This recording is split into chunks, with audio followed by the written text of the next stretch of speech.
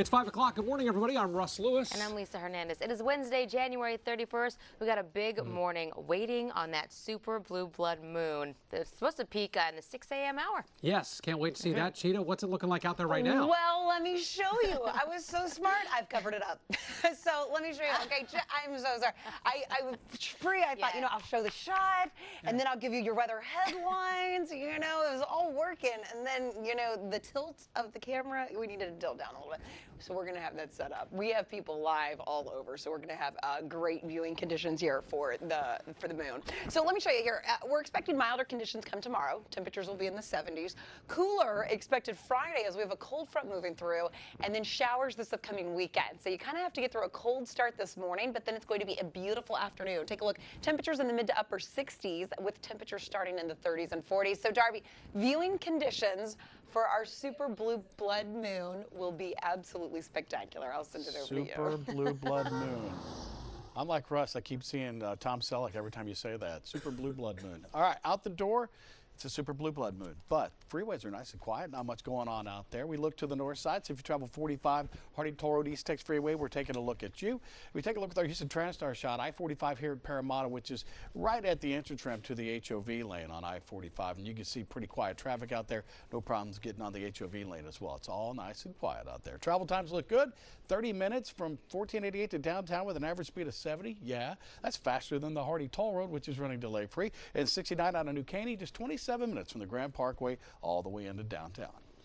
Thank you, Darby. All right, this morning, a reaction to President Trump's first State of the Union address is coming in. He called for unity last night, even as he laid out an immigration plan that left many on both sides of the aisle wanting more. The president also talked about the rising stock market. He talked about his tax cuts. Here are a few of the newspaper headlines we've seen this morning. The LA Times, New York Times, and Washington Post. They all are hitting on that unity theme. While our hometown, Houston Chronicle, used the headline, "This is our new American moment," and that's a direct quote from the president's speech. So this morning, we want your take. What do you think about the state of our country? Are we on the right path, or are we headed in the wrong direction? You can vote at KHOU.com/vote now or open up our mobile app. And while you vote, we want to check in right now with Brandy Smith. She's here to fact check some of the president's claims from last night's speech. Brandy. Guys, a big issue for President Trump has been immigration. He stressed it again last night, making a passionate plea for changes. In one part of his speech, the president offered this account of one of the programs we have to allow people to come into the U.S. legally. The third pillar ends the visa lottery, a program that randomly hands out green cards without any regard for skill, merit, or the safety of American people. This is false. The visa lottery program he's talking about doesn't hand out anything but a chance to apply for the visa. People who win the lottery have to go back through an application process that includes background checks, security screenings, and proof of education.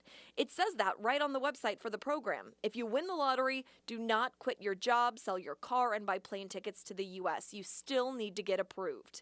The president also did something all presidents do, take a victory lap on good news about the economy and jobs.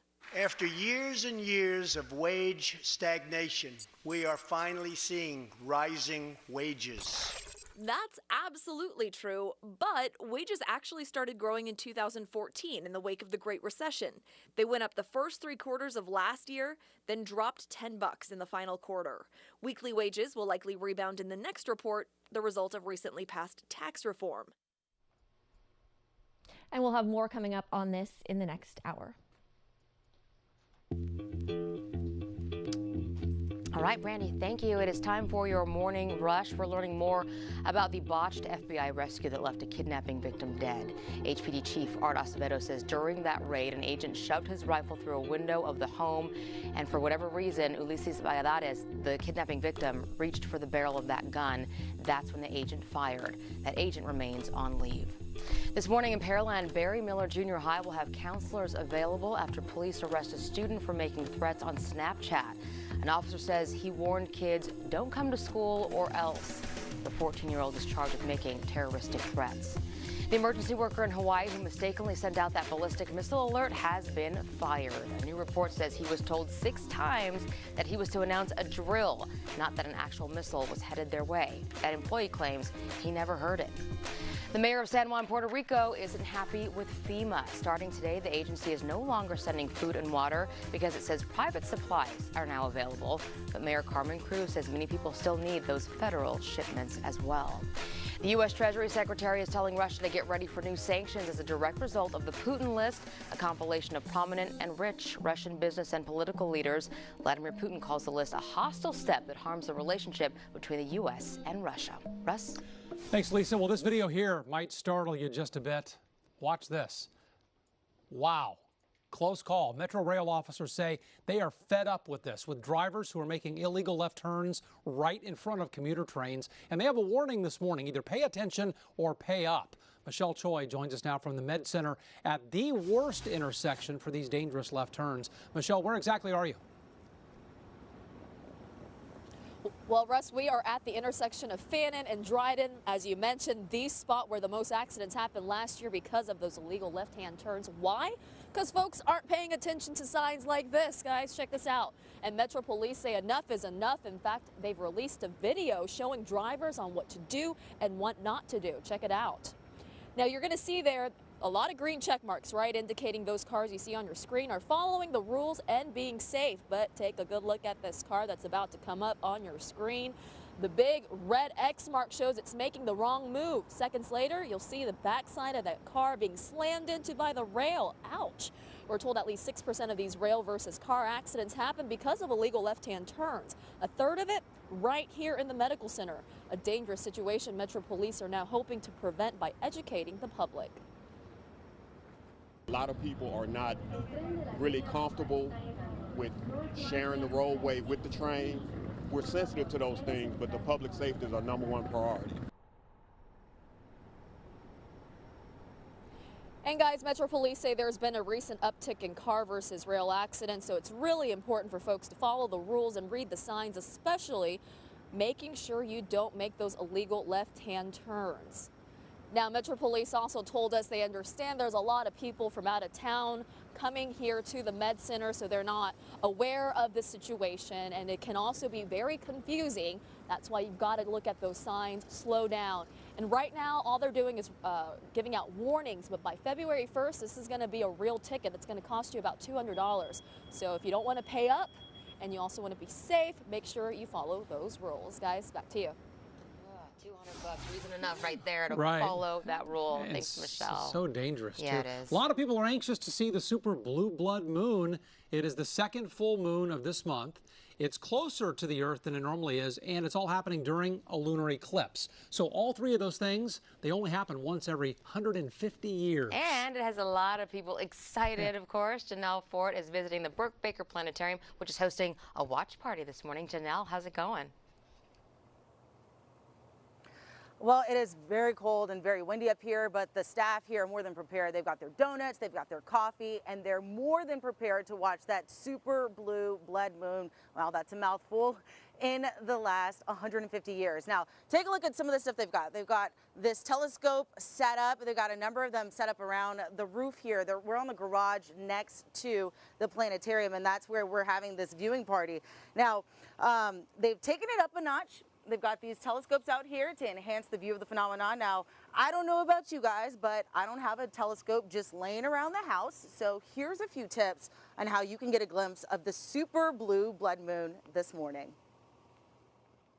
If you're already up at this hour and you're watching TV, you can step aside during the show and look at the moon. You'll see a little divot taken out of the moon as a 5:48. That's when it starts entering the Earth's shadow. And it's all the way in by 6:51. That's the total eclipse. But then the moon sets very quickly, which means that in order to really observe this, you have to see all the way to the ground. That's why we're up here on the roof, so that we can see all the way to the horizon itself, and therefore we can watch the total eclipse. But if you can see all the way to the horizon from your house, you can observe the whole thing from your house. Now, right now, we only have a super blue moon. The red won't show up to the party until a little later, probably around 6:15, and stick around to about 6:50 when the sun rises. So let me tell you this is very rare. It's a very cool thing. So if you do have a chance to go out and view this, definitely do that. We'll have more for you guys coming up later. For now, back to you guys in the studio. Okay, but plenty of reason to be excited. Right. We love it, Janelle. Thank you. It's an hour away? Yeah. You know, you have time to get out of the PJs and get on something warm, Cheetah, get out there and take a look. Yeah, or just sit right tight and check it out right here. We're going to have all the details for you. Here it is. All right, this is what I wanted to show you just about, 6 or 7 minutes ago. There is the moon, and we will start to see at least the partial eclipse coming up around 5:30. And then we'll start to see the full eclipse coming up here at 6:15, and it'll have a nice red tint to it. So really, it'll be something to see. But this morning, if you do plan to get up and check it out this morning, it is cold. So make sure you grab that coat. Temperatures are below the freezing point, Conroe, Cleveland. We're right at 32 in Cleveland, 31 in Conroe. Take a look, 43 in Sugar Land, 40 degrees in Pearland. So throughout the day today, we are going to warm things up a little bit warmer than yesterday, but we're also going to add some clouds. The nice thing is we have clear skies this morning, so it is spectacular for your viewing conditions. Temperatures this morning chilly, but then nice by your lunchtime.